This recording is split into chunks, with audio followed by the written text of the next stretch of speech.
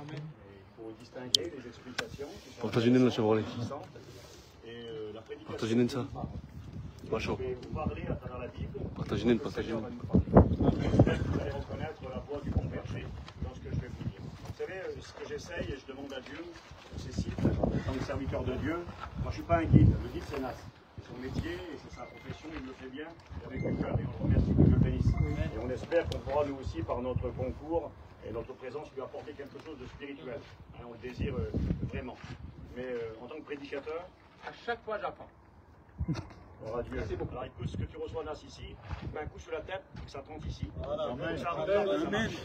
Voilà. Alors mes frères, écoutez, ce que je voulais vous dire, c'est qu'en tant que prédicateur, comme mes copains, ce qu'on veut, nous, c'est une nourriture spirituelle. On veut que ces sites soient plus que des cailloux, des pierres et des photos, et que ça nous parle. Amen. On ramène avec nous un mot de Dieu dans nos vies. Amen. Donc on va prier le Seigneur un instant. Et puis quelque part, béni soit Dieu, parce que ce lieu qui a fait guise d'église autrefois, qui est devenu un monument historique, archéologique, béni soit Dieu parce qu'on est là aujourd'hui, nous, et on va parler du Christ. Alléluia. Donc quelque part, il y a une revanche, et le petit nombre que nous sommes, eh bien, n'oubliez pas que le Christ a bouleversé le monde, pas avec des multitudes, pas avec des grands cerveaux et des grandes capacités. Moi, je suis ébloui de voir des hommes du 1er siècle, l'apôtre Paul et tous ces petits copains là, des petits groupes, sans compétences, sans savoir, sans moyens. Il n'y a pas d'internet, il n'y a pas de téléphone. Mais ils sont là avec des petits moyens, mais un grand Dieu qui les accompagne. Et ce qu'ils vont proclamer, annoncer, va traverser les nations du monde de l'époque et traverser le temps. 2000 ans plus tard, ce qu'ils ont propagé et proclamé dans ce pays est venu jusqu'à nous. Donc béni soit le Seigneur. Et j'aimerais vous dire ça quand même, par rapport à notre peuple. Alors, je ne suis pas un Rome, ma mère c'est une Marnouche. Et en tant que voyageur et notre peuple à nous, le réveil a commencé dans notre peuple il y a quelques années maintenant, dans les années 50. Des conversions parmi les Roms, les Marnouches, il y en a tout le temps eu, j'en suis convaincu individuellement, mais des conversions en masse, c'est-à-dire des centaines, des milliers, des églises, 3000 pasteurs en France, 6-7 000 en Espagne, des églises en Amérique, des églises en Angleterre, des églises en Inde, des écoles bibliques en Inde, 2 écoles bibliques en Russie, avec des gens comme nous, on sait qui on est.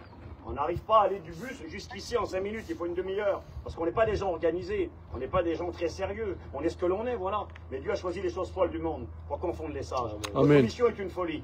Mais les experts religieux confirment l'authenticité du grand réveil spirituel qui a pris place. Et le Seigneur avait donné la chronologie du réveil, de l'évangélisation du monde. Jésus a dit que l'évangile sera annoncé d'abord à Israël, aux Juifs, et que malheureusement ils n'allaient pas le recevoir. La parabole des invités, Luc chapitre 14, ils vont refuser l'invitation, trouver des prétextes. Alors il va dire, eh bien, ceux qui étaient invités n'en étaient pas dignes. Alors allez maintenant, allez et annoncez la bonne nouvelle et invitez tous ceux que vous trouverez. Allez sur les places publiques.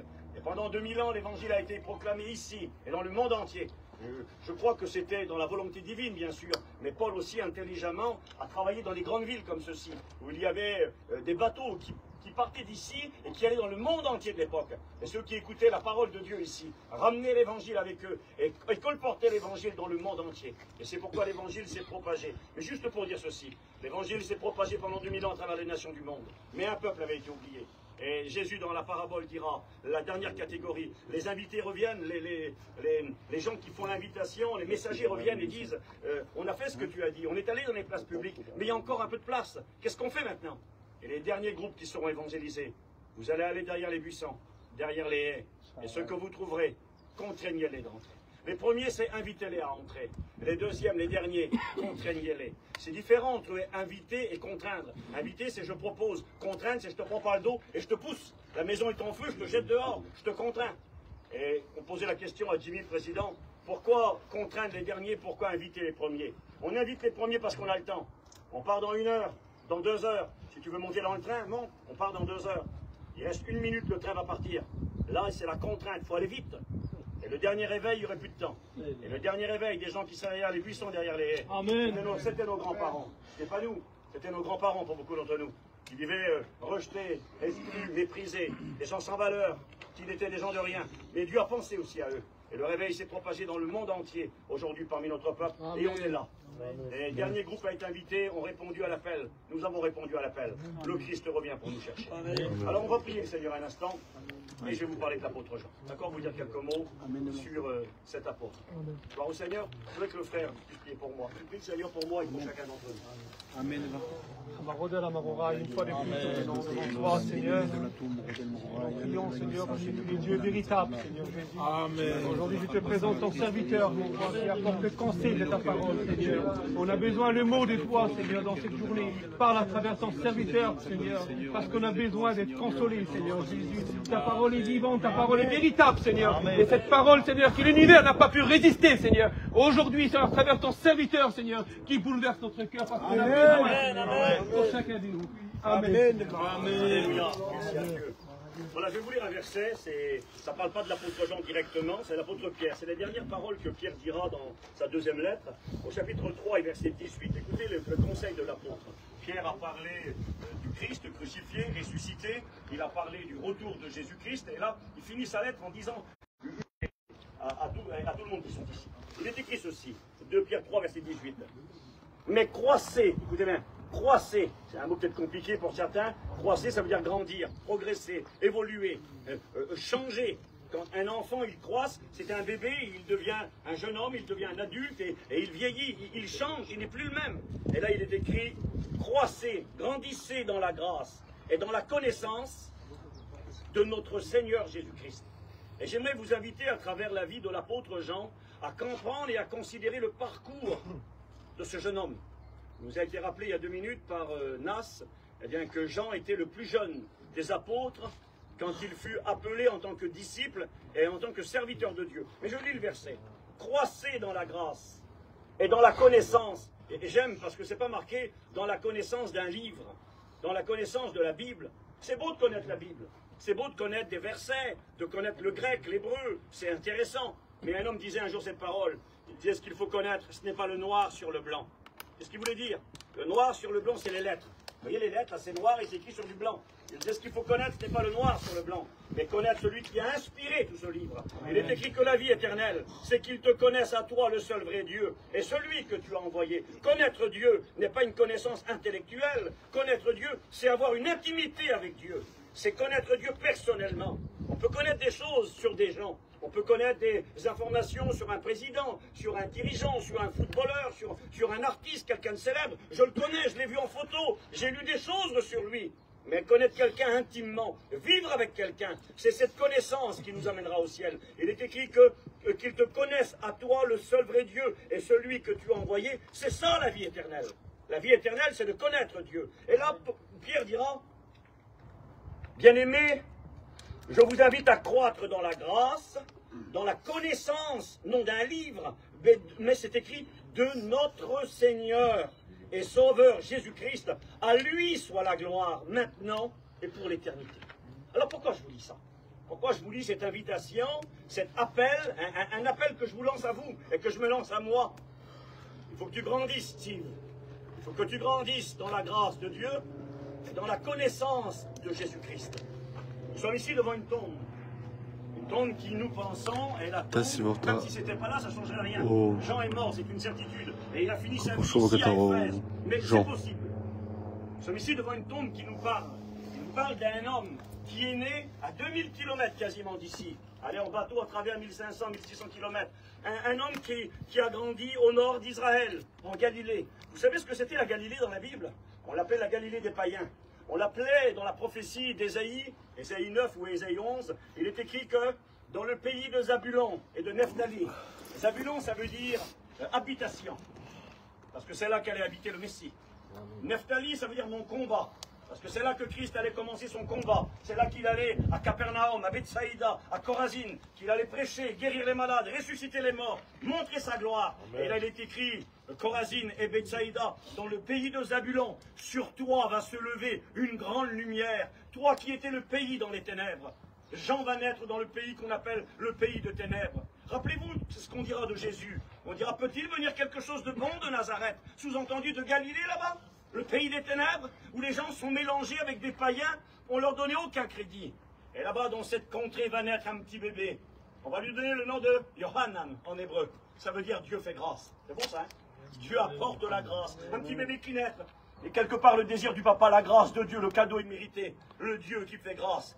Et ce petit garçon va grandir. Et âgé de 17 ans, il est en train de travailler avec son père. On va lire ce verset vite fait dans la parole de Dieu. Je ne dirai pas beaucoup de toute façon, mais c'est écrit dans Matthieu chapitre 4, verset 21. L'appel en tant que disciple, ce n'est pas encore l'appel au ministère, mais en tant que disciple de Jésus-Christ. Matthieu chapitre 4, on va lire le verset 17. Dès ce moment, Jésus commença à prêcher et à dire « Repentez-vous, car le royaume des cieux est proche. » Comme il marchait le long de la mer de Galilée, il vit deux frères, Simon, appelé Pierre, et André, son frère, qui jetait un filet dans la mer, car ils étaient pêcheurs. Il leur dit « Suivez-moi, je vous ferai pêcheurs d'hommes. » Aussitôt, ils laissèrent les filets et suivirent Jésus. J'avance. De là, étant allé plus loin, il vit deux autres frères, Jacques, fils de Zébédée, et Jean, le Jean qui est enterré ici. Jean, son frère, qui était dans une barque avec Zébédée, leur père, et qui réparait leurs filets. Jésus les appela, et c'est marqué que c'est beau, Seigneur. T'inquiète, c'est le gros premier aux gens. Ils laissèrent la barque et leur père, et suivirent Jésus. D'accord. Ils vont tout abandonner.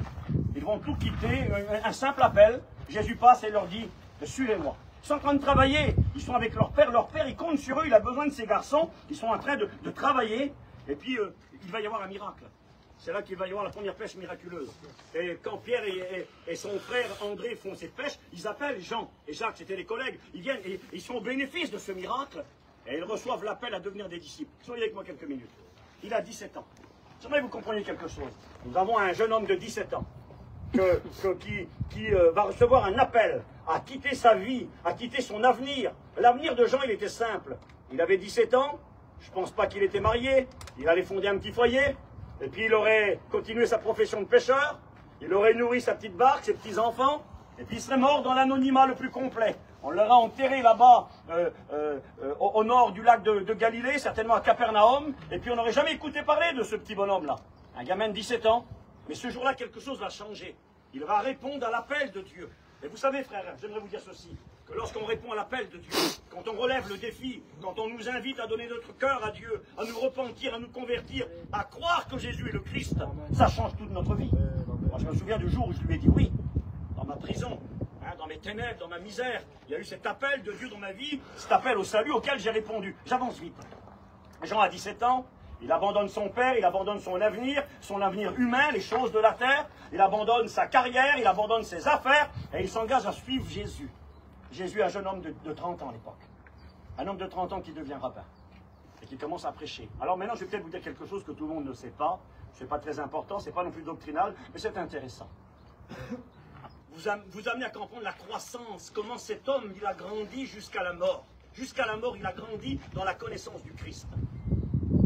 Selon la parole de Dieu, on trouve ces versets dans l'évangile de Jean, chapitre 19, verset 25, et préciser qui étaient les femmes présentes au pied de la croix. Écoutez bien, soyez avec moi quelques minutes. Au pied de la croix, quand Jésus est crucifié, élevé entre ciel et terre, il est écrit qu'il y a au pied de la croix Marie, sa mère, la mère de Jésus homme, au pied de la croix, qu'il y a Marie de Magdala, qu'il y a Jean l'apôtre, et il est écrit qu'il y a une femme, c'est marqué dans l'évangile de Jean, chapitre 19, verset 25, il est écrit qu'il y avait Marie, Marie de Magdala, et qu'il y avait la sœur de Marie, la mère de Jésus.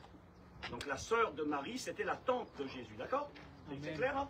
Jean 19, verset 25, Marie, la mère du Christ, est accompagnée de sa sœur quand elle est là au pied du Christ crucifié, d'accord? Qui était cette femme? La tante de Jésus, d'accord. Quand vous lisez l'évangile de Matthieu, chapitre 15, l'évangile de Marc, pardon, chapitre 15, verset 40, et donnez le nom de la sœur de Marie. Elle s'appelait Salomé, c'est marqué. Il y avait Marie, Marie de Magdala et Salomé. Donc on comprend que la troisième dame, la tante de Jésus, s'appelle Salomé. Et quand vous lisez l'évangile de Matthieu, chapitre 27, verset 56, il est écrit qu'il y avait au pied de la croix Marie, Marie de Magdala, et il y avait la mère de Jacques et de Jean. Quand tu mets ces trois évangiles ensemble, tu t'aperçois que la mère de Jacques et de Jean, qui s'appelle Salomé, c'est la tante de Jésus. Et qui nous amène à cette compréhension que Jean était le cousin germain du Christ. Son cousin germain. Bon, écoutez, c'est pas important, mais pour que vous compreniez, il y a déjà un lien au départ. Avant qu'il s'engage, il fallait relever le défi. Croire que ton cousin germain, c'est un rabbin. Ton cousin que tu as connu depuis que tu es enfant, il a 30 ans, et il te dit, je suis un rabbin. Il n'a pas été aux écoles rabbiniques, il n'a pas appris, il n'a pas l'autorité d'enseigner. Et néanmoins, cet homme-là, Jésus, enseigne, et il reconnaît dans son cousin qu'il y a un ministère. Il reconnaît que ce n'est pas quelqu'un comme les autres. Et la croissance de cousin germain, de relations familiales, il devient son rabbin. Ça dérange, Ça va aller. Il devient son maître. Vous savez, il y avait un mot qu'on utilisait, on le trouve 2 fois dans la Bible. On le trouve dans l'évangile de Jean, chapitre 20. Lorsque Marie de Magdala verra le Christ ressuscité, elle l'appellera Rabouni. Et on trouve ça dans l'évangile de Luc, au chapitre 18, ou dans Marc 10, peu importe. Lorsque Bartimée appellera Jésus, il appellera aussi Rabouni. Et quand appelait un rabbin Rabouni, ça voulait dire mon maître à moi. Rabbi, ça veut dire maître. Yo, Christelle, c'était des cousins. Rav ou Rabbi, ça veut dire maître. Et des maîtres, il y en avait plein. C'était les enseignants de la Torah. Et quand tu appelais un enseignant Rabouni, ça veut dire t'es mon maître à moi, je suis ton disciple, c'est toi que je suis. Et quelque part ici, on a ce jeune homme de 17 ans qui va voir dans son cousin Germain la croissance, il va grandir. Il va dire, mais mon cousin, c'est pas quelqu'un comme les autres. Il vient de Dieu, il n'a pas fait les grandes écoles, mais il a l'autorité. Vous savez, on reprochait à Jésus ça. On disait, mais comment se fait-il que tu prêches comme ayant autorité? Pour nous, quelqu'un qui a l'autorité, c'est quelqu'un qui parle fort et qui crie très fort. Pas du tout.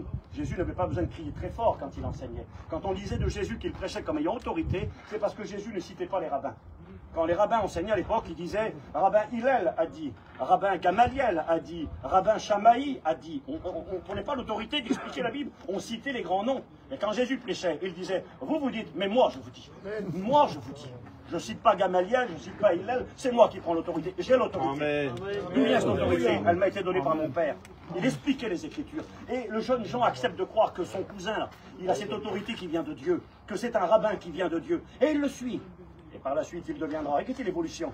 C'est un cousin, membre de famille, il devient disciple, il deviendra apôtre. Lorsque Jésus va appeler les 12, j'ai noté les références bibliques, Matthieu chapitre 10, verset 2, parmi les hommes qu'il choisit, il choisit Jacques, il choisit Jean, qui sont ses cousins germains, mais ils ne sont plus simplement ses disciples, ils vont recevoir un ministère. La croissance, le petit jeune homme là, qui reçoit un ministère. Apôtre, attention, c'est pas rien. Le mot apôtre veut dire envoyé. Hein, l'envoyé, celui que l'on envoie. Ils vont recevoir une mission, premièrement, d'aller prêcher l'évangile en Israël. C'est intéressant, je dis ça au passage rapidement.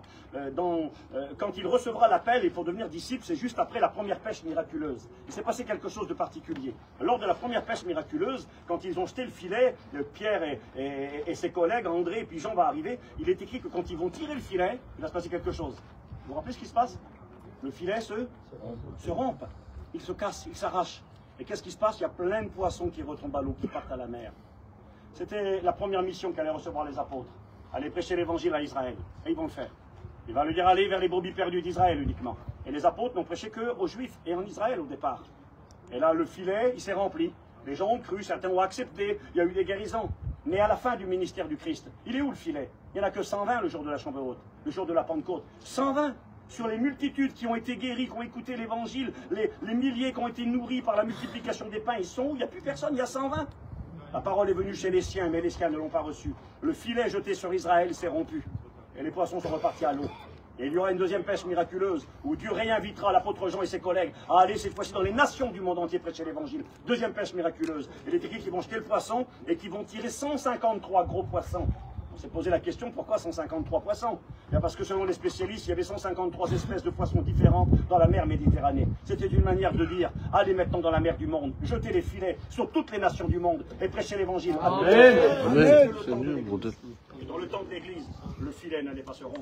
Jésus a dit, Matthieu 16, verset 18, je bâtirai mon église et les portes du séjour des morts ne prévaudront pas contre elle. Même les portes du séjour des morts ne prévaudront pas. Donc, un appel, il devient un ministère, il devient un envoyé, un apôtre, il prêche l'évangile. Regardez la croissance. Le petit cousin, le cousin germain, devient disciple. Ensuite, il devient un apôtre, il reçoit un ministère. Jésus leur donne force et pouvoir pour guérir les malades, chasser les démons, ressusciter les morts et prêcher la bonne nouvelle. Et le petit jeune de 17-18 ans, le voilà en train de prêcher avec les collègues. Il impose les mains, les malades sont guéris, les morts ressuscitent. Quelle croissance! Ensuite, un peu plus loin, Jésus va choisir 3 disciples parmi les 12. C'était le cercle intime. Pour les événements particuliers. Il y a eu des moments dans la vie du Christ, si Jésus n'avait pas pris ces 3 hommes-là, on ne saurait pas ce qui s'était passé. J'ai noté rapidement les événements, je vais vous les lire. Mais pourquoi Jésus a pris 3 hommes? Parce que c'est écrit dans la loi de Moïse, Deutéronome 17, verset 6, Deutéronome 19, verset 15. Incroyable, Christian, incroyable. Matthieu 18, verset 16, il est écrit, vous ne recevrez pas de témoignage sans la déposition de 2 ou 3 témoins. D'accord? Il fallait 2 ou 3 témoins pour que ça soit un fait véridique et attesté. Comment sait-on ce qui s'est passé dans la maison de Jairus? Comment sait-on que Jésus a dit à la petite fille Talitha Koumi qu'elle était morte? Comment le sait-on? Parce que Jésus prie avec lui Pierre, Jacques et Jean. Ils rentrent à l'intérieur et ils vont voir ce que les autres ne voient pas. Écoutez-moi, parmi les 12, Il y en a 9 qui ne l'ont pas dit. Mais il y en a 3 qui ont vu Jésus dire Talita Kumi, la jeune fille ressuscitée, la montagne de la transfiguration. Comment sait-on que Jésus a été transfiguré? Comment sait-on que Dieu a dit voici mon fils bien-aimé en qui j'ai mis tout mon amour, écoutez-le? Comment sait-on? Jésus prit avec lui Pierre, Jacques et Jean.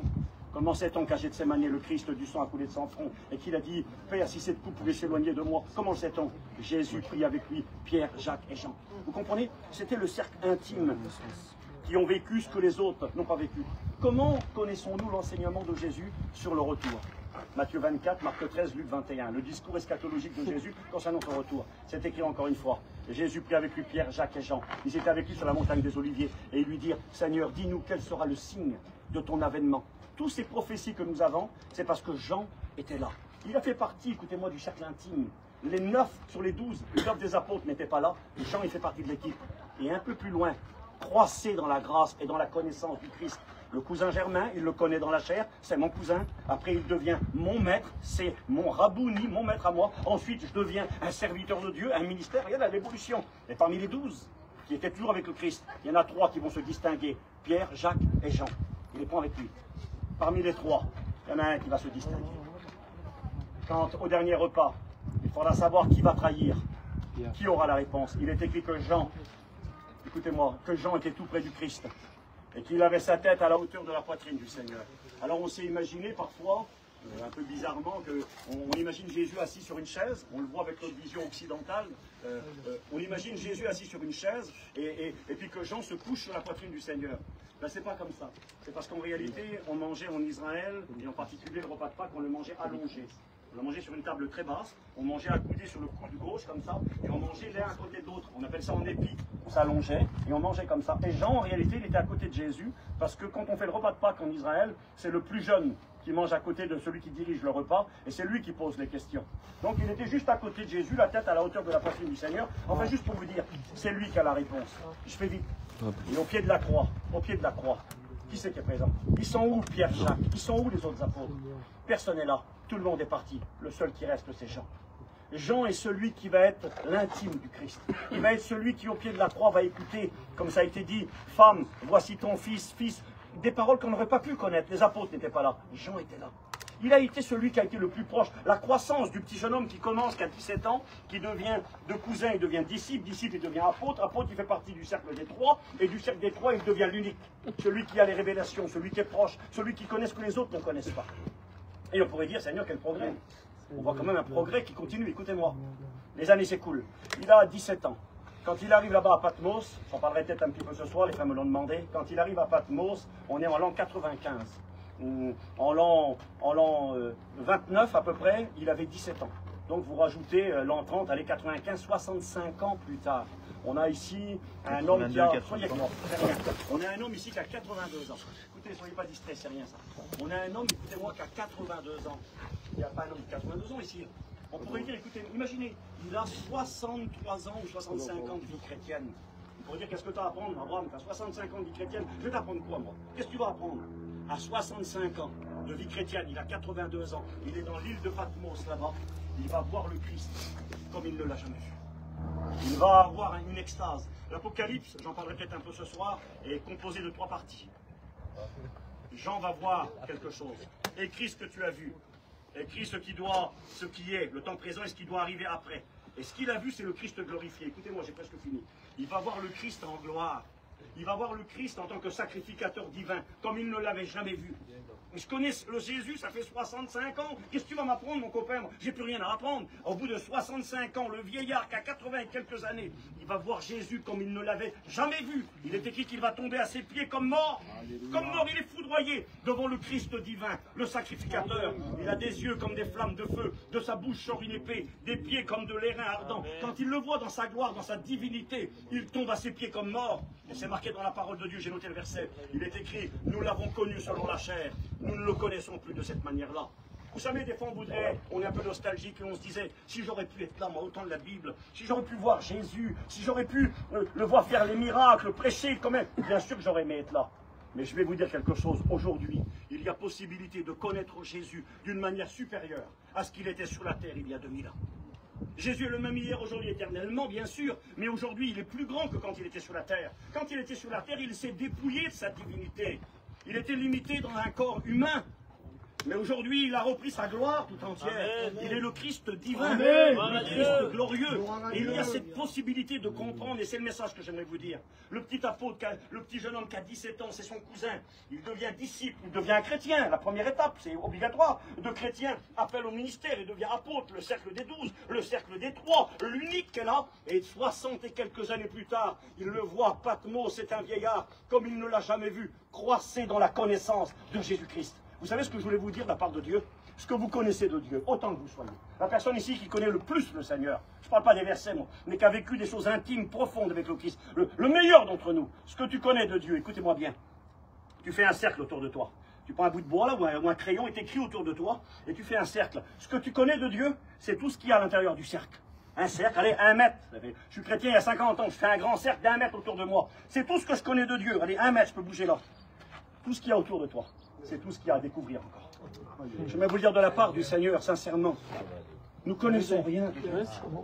Pourquoi je dis ça? J'ai aimé ce qu'a dit Abraham hier soir. Il a parlé de ceux qui étaient doux, de ceux qui se laissent prendre, de ceux qui se laissent toucher, saisir. Je crois qu'on a besoin de demander à Dieu de nous redonner un cœur d'enfant. Vous savez, moi je joue avec mes petits-enfants, j'ai 3 petits-enfants aujourd'hui. Je joue avec mon petit là, je peux faire pendant 2 heures la même chose, il rigole toujours. Je prends le petit jeu, je lui fais un truc qu'il aime bien, je prends le petit pistolet, là, il me tire dessus, et je fais semblant de tomber par terre que je suis mort. Mais à un moment donné, je lui dis, c'est bon mon fils, on arrête maintenant. Pendant 1 heure, je fais le mort, il n'est jamais lassé, il rigole tout le temps, il est toujours content. Ben, je crois qu'on a besoin d'avoir ce cœur-là.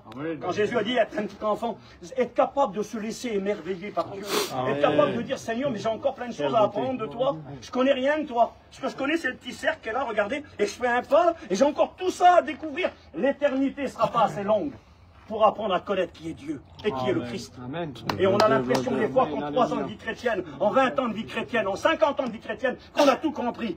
Je vois la vie de Jean jusqu'à la mort, jusqu'à ce qu'il finisse ici. Il va continuer à grandir dans la connaissance et à être émerveillé. Il l'a connu dans la chair, il l'a connu en tant que cousin, il l'a connu en tant que rabbin, il l'a connu en tant que Christ. Et il le connaît en tant que Christ divin. La croissance jusqu'au bout. Je vous promets qu'il y a moyen de grandir. Et je finis tout de suite. J'ai écouté... J'ai marqué sort du cercle. L'apôtre de l'amour, ouais. J'ai marqué oui, c'est ce qui nous fera grandir dans la connaissance du Christ. L'aimer encore et encore. Approchez-vous du Christ comme jamais. Un petit garçon, un jour, on lui demandait, enfin, il parlait avec son petit papa et puis il disait à son père, mon père, quelle taille fait un avion? Je l'ai déjà expliqué, vous l'avez peut-être écouté. Et puis le père était là avec son petit, il dit dis-moi. Et le petit, il a vu un avion passer dans le ciel. Il a dit papa, un avion? Il a fait comme ça avec ses doigts. Vous voyez l'avion, un point qui bougeait dans le ciel. Il a dit, papa, un avion, c'est grand comme ça. Et le père a dit à son petit, mon fils, monte avec moi maintenant. Et je vais t'amener quelque part. Il l'a monté dans la voiture, dans l'auto, puis ils ont été à l'aéroport le plus proche. Et descendu de l'aéroport, il a pris son petit garçon par la main, il l'a amené au pied de l'avion, de ces grands Boeing. Et quand il est arrivé, ou de ces Airbus, peu importe, quand il est arrivé au pied de l'avion, le père a dit, alors mon fils, dis-moi maintenant, comment c'est grand un avion? Et le petit garçon a fait ceci, je m'excuse. Au départ, comment qu'il est l'avion? C'est grand comme ça, un avion. Et quand il s'est retrouvé auprès de ce grand avion, il a fait comme ça, je te pique ses mains. Il a dit, papa, un avion, c'est grand comme ça. Il était venu au pied de l'avion. Mais j'aimerais vous dire que quand on est loin du Seigneur, on le voit tout petit. Le voit, Seigneur, comment c'est Jésus? Je le connais de loin, je le connais un petit peu. Il est comme ça, Jésus. J'ai des problèmes, moi, si tu serais, je ne peux plus m'en sortir. Mais Jésus est tellement loin. Et si on s'approche de lui, je sors du cercle. Je vous promets, vous allez voir la grandeur de Jésus. Alléluia. Je dis ce mot et on prie. Témoignage qui m'a bouleversé. Témoignage de David Wilkerson. Vous avez tous écouté parler de cet homme, certainement, un pasteur américain qui a évangélisé les gangs à New York, Nicky Cruz et tous les autres. Cet homme avait, je ne sais plus, 65, 70 ans. Il était en retraite. Il avait travaillé pour Dieu toute sa vie. Il avait ouvert les Teen Challenge, qui étaient des groupes pour les jeunes drogués. Il avait amené des multitudes de jeunes à la conversion, sortis de la drogue. Un grand travail reconnu par la mairie de New York. Le bienfait de l'évangile sur ces jeunes. Un ministère béni, rempli, des milliers d'expériences. Il a 65, 70 ans. Il est en retraite avec sa petite femme. Ils ont une petite maison à la campagne. Ils ont travaillé pour Dieu toute leur vie. Ça se fait vers les gardiers. La retraite est là. Ils sont contents. Ils ont travaillé. Quelle vie remplie pour le Seigneur. Il a 65, 70 ans. Le Seigneur lui parle. Il lui dit, David Wilkerson, David, c'est pas fini. J'ai encore des choses à faire avec toi. Tu vas retourner à New York et tu vas ouvrir une église à New York. Jésus, j'ai travaillé pour toi. Ça fait 50 ans que je te connais. Je travaille pour toi. Tu vas à New York, tu ouvres une église. Il a abandonné sa maison, il a tout abandonné, il est reparti à New York avec sa petite femme. Ils ont commencé une œuvre d'évangélisation. En quelques années, ils avaient une église de 10 000 membres. 10 000 membres, écoutez-moi bien, vous y êtes allés certains d'entre vous à Times Square, à New York, l'église de 10 000 membres, ça suffit. Le soir, quand il sortait de chez lui, qui marchait, il expliquait, je regardais le pont de Brooklyn et je voyais, et les ponts de New York, je voyais les voitures rentrer chez eux du travail, des milliers de voitures. Il dit, je regardais les gens et les voitures qui rentraient chez eux, et je pleurais, et je pleurais. Je me disais, Seigneur, toutes ces âmes qui sont là ne te connaissent pas, elles vont en enfer. Ça brûlait en lui. Une église de 10 000 membres à 65 ans, un ministère rempli toute sa vie. Il continuait à grandir dans la connaissance et dans la vie de Dieu. Les copains, on n'a pas été bien loin. On connaît ça. Est-ce que tu acceptes de sortir du cercle? On a un homme derrière nous qui nous a fait témoignage et qui nous dit, je suis parti à 17 ans là-bas du petit lac de Galilée. J'ai accepté de perdre mon avenir humain, de perdre ma situation, mon travail. Je vous dis ça, vous savez, des fois, on croit que ce que l'on a sur la terre, c'est très précieux. Un jour, une petite fille avait mis sa main dans un vase. Elle avait fait tomber une petite pièce. À l'époque, c'était des francs. On va dire aujourd'hui des euros, si vous voulez une pièce de 2 euros. La pièce de 2 euros est tombée dans le vase, un vase qui valait des milliers d'euros. Et quand sa main est tombée dedans, sa main était au fond pour prendre sa petite pièce. Elle a fermé la main au fond. Et quand elle a voulu tirer sa main était bloquée à cause de la pièce. Et son père est venu, il a dit, qu'est-ce que t'as, ma fille a pleuré, ma main est bloquée, elle pleurait. Ben, sort et dit, je peux pas. Et le père, tant pis, pour le vase qui valait des centaines ou des milliers d'euros, il a cassé le vase. La main de la petite était bloquée dedans, la main valait plus cher. Il a cassé le vase, la main est sortie. Et quand il a sorti la main, il a vu qu'elle avait la main fermée. Il dit, qu'est-ce que t'as dans ta main, ma fille? Ouvre ta main. Elle a ouvert, elle avait une petite pièce de 2 euros à l'intérieur. Elle avait cassé le vase précieux pour 2 euros. Si elle avait ouvert sa main, elle aurait regardé sa petite pièce, elle aurait regardé le vase précieux. Le vase précieux, c'est tout ce que Dieu veut faire avec vous. C'est la vie que Dieu vous a préparée. C'est la vie de Dieu, c'est l'évangile. Et parfois pour les 2 euros, excusez-moi mes copains, avec plein d'amour, les 2 euros de notre business, de nos affaires, de notre travail, d'un camion, d'une camping, d'un terrain, d'une auto, on veut les 2 petits euros là. Si Jean avait voulu garder ces 2 petits euros, il aurait fini dans l'anonymat là-bas. Le petit marin de Galilée, que personne n'aurait jamais écouté parler de lui. Il a lâché la pièce de 2 euros. Il n'a manqué de rien. 2000 ans plus tard, on parle de lui. Parce que le petit gosse de 17 ans, jusqu'à 90 ans et plus, et aujourd'hui dans la gloire, a continué à grandir dans la connaissance du Seigneur. Alors qui c'est qui voudrait dire Seigneur, oui, je veux sortir du cercle. Amen. J'ai compris que je n'ai pas fait le tour de la question. Vous n'avez pas fait le tour de Jésus de Nazareth. Jésus de Nazareth a encore plein de choses à vous apprendre, plein de choses à vivre avec lui. Est-ce que vous voulez sortir du cercle et dire oui Seigneur, Amen, je veux grandir dans la connaissance. Nous prions le Seigneur. Marche, tu le fais.